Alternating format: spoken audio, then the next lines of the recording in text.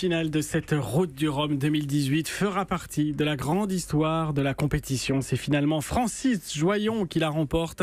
Nouveau temps de référence, 7 jours 14h21 pour rallier à la barre de son navire Saint-Malo à Pointe-à-Pitre. Le skipper de 62 ans a franchi la ligne peu après 4h20 heure de Paris à l'issue d'un final étouffant. Joyon, il a doublé Gabard, son jeune concurrent qui était en tête depuis une semaine dans les ultimes instants.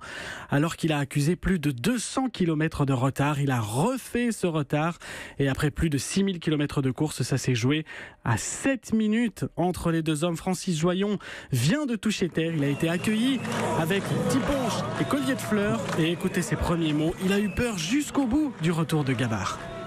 Jusqu'au moment de passer la ligne, j'avais l'impression qu'il allait arriver avec son grand code zéro et me repasser parce qu'il allait 2-3 nœuds plus vite que moi en fait.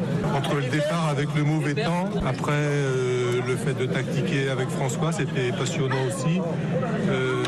Non, c'était vraiment une course extraordinaire. Oui. Et c'est le premier succès pour Francis Joyon sur la Route du Rhum, 7e participation. Gabard ne l'avait pas dit, mais son navire avait subi des dégâts lors de la tempête du début de semaine dernière, ce qui explique ses difficultés dans le final. 7 minutes d'écart, on n'avait plus vu cela depuis 40 ans et la première Route du Rhum, l'écart avait alors été de 98 secondes.